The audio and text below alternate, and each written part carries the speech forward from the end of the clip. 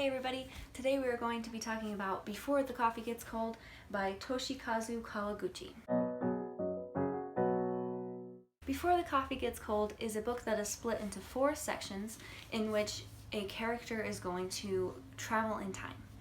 So basically, you have this cafe, and this cafe has a special seat in which you can sit in that will transport you in time to wherever you are thinking about in your head where you want to go. In this one, we have 4 separate sections. We have the lovers is the first one. Then we have husband and wife. Then the third one is the sisters. And then the fourth one is mother and child. And in each one of these, it's centered around the characters that are going to be deciding to sit in that seat and travel in time. Now you would think if a cafe had this special ability to let you travel in time that everyone would want to be doing it.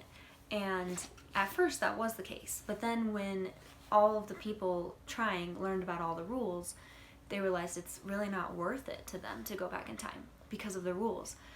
For example, one of them being you have to sit in a specific seat for it to work, and if it's occupied, then obviously you have to wait until it's unoccupied.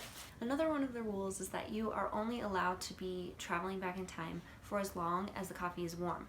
So you get a cup of coffee, and the reason it's called Before the Coffee Gets Cold is because if the coffee gets cold and you are still not back in the present, then basically there are terrible consequences for you if that happens.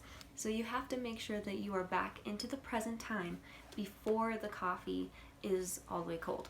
So it's okay if it gets warm, but if it's cold, bad consequences are coming to you. When I first started reading this and got done with the first section, I was worried that this was going to be just a book of 4 short stories, because I don't care for short stories as much as I like a book that has the same characters all the way throughout so that I can really grow to love these characters. And so at first I was a little worried that it was just going to be 4 short stories about different characters, different events that just happen to do with the cafe in it at some point. Luckily, that's not what it is. So it is about 4 different characters as the main focus, but it progresses throughout the book. So the same characters from the beginning are still throughout the book. It's not like a totally different set of people. So it all connects, and I like that. I like the connection. So it feels like I am still reading one book instead of 4 separate things that were put together in one book. So that was a plus for me.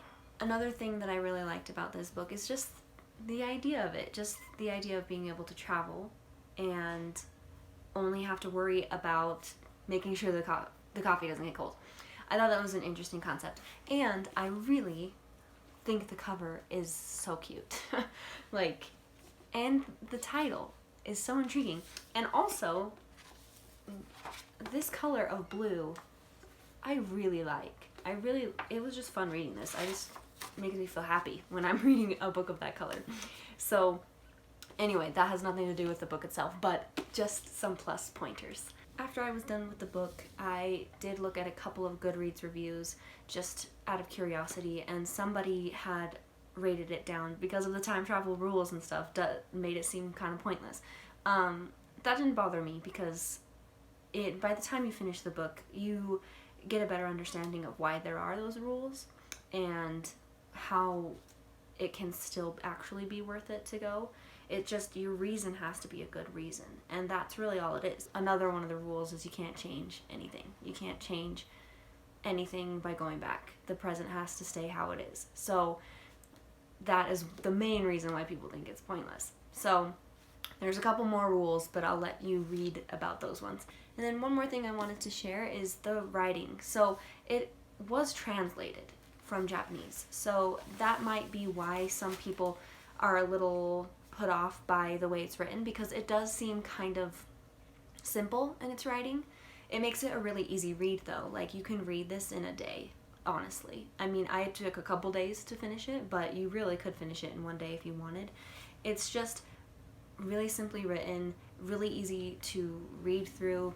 There are parts where it reiterates the rules again, or it restates something in each, like when you get to like the 3rd section, it might say another thing that you already knew from the first section about like the rules or something, and it's just like recapping it.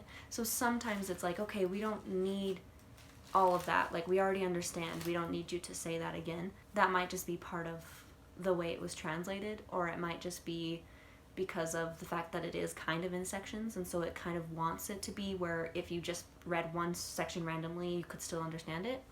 So there is that about it, but it didn't really bother me because after reading Pachinko right before this, I needed a book that was more simple, that I didn't have to look up terms to understand things, that it was just an easy read, and that's totally fine with me. To me, I thought that it was just right for just what I wanted to read right now, and cute and simple, and still had a good meaning to it, still had good lessons and stuff that was in there. So I do think that it was totally worth my time.